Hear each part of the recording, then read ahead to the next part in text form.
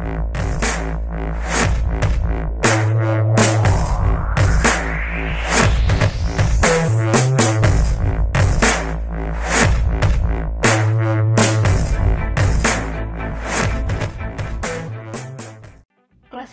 baku jabatan Indonesia adalah klasifikasi jenis jabatan berdasarkan tingkat keahlian meliputi semua jenis jabatan dari penduduk Indonesia yang bekerja.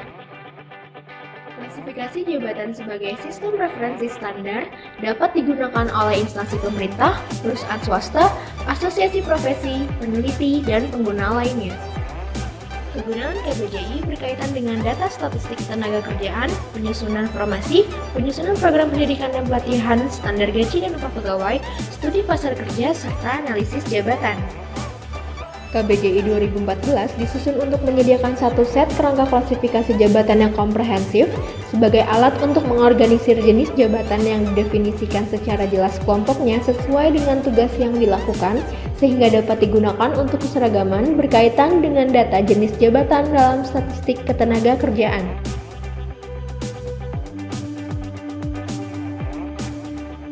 KBJI disusun berdasarkan International Standard Classification of Occupation atau ISCO 2008 revisi 3 yang telah dirilis secara resmi oleh International Labour Office atau ILO pada Februari 2012.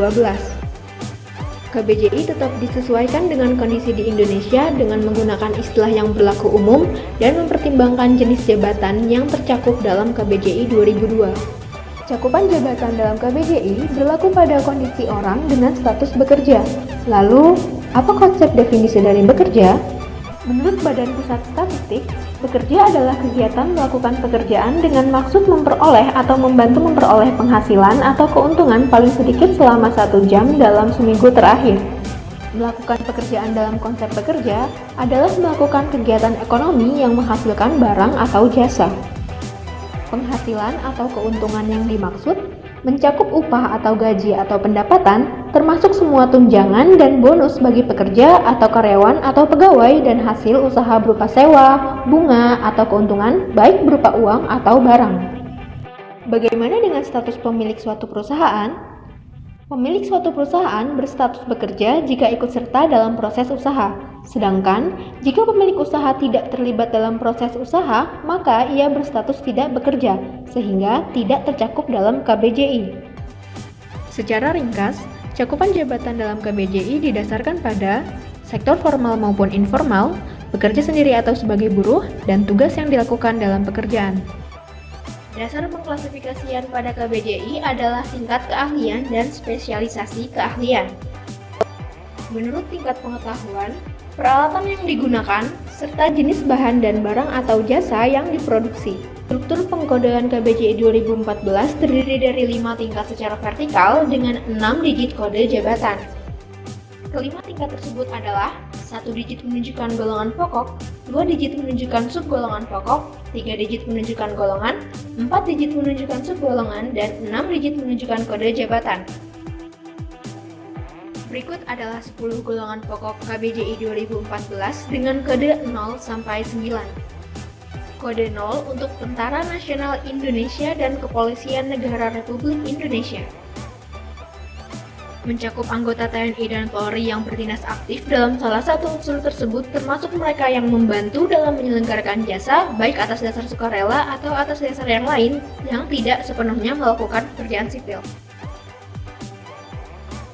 Kode 1 untuk manajer.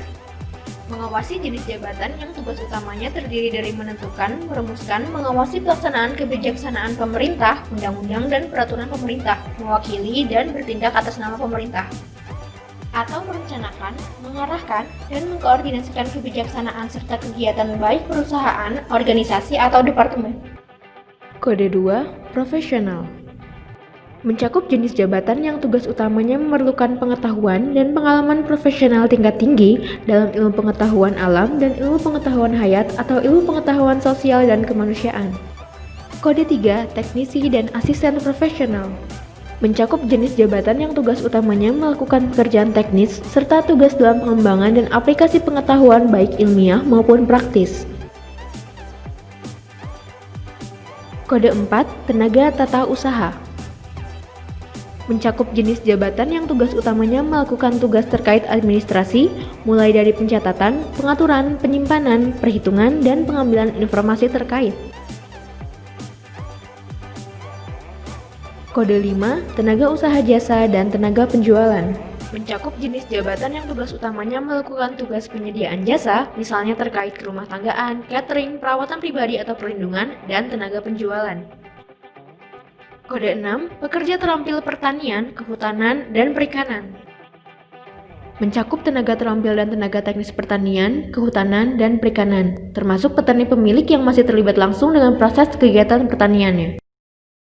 Kode 7, pekerja pengolahan, kerajinan, dan yang berhubungan dengan itu. Mencakup jenis jabatan yang memerlukan pengetahuan dan pengalaman keterampilan untuk memahami bahan dan peralatan yang digunakan. Seperti semua langkah-langkah proses produksi, termasuk karakteristik dan penggunaan produk akhir yang diharapkan. Kode 8, operator dan perakit mesin. Mencakup jenis jabatan yang tugas utamanya mengoperasikan dan mengawasi mesin serta perlengkapan, baik secara langsung atau melalui panel kontrol. Kode 9, pekerja kasar. Mencakup jenis jabatan yang tugas utamanya melakukan tugas sederhana dan rutin dengan tangan atau peralatan tangan yang tidak memerlukan keahlian khusus.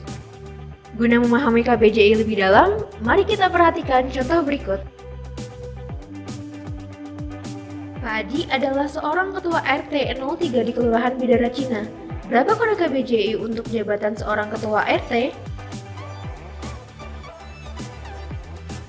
Ketua RT termasuk ke dalam kepala wilayah satu rukun tetangga, sehingga masuk ke dalam segolongan ketua adat dan kepala wilayah.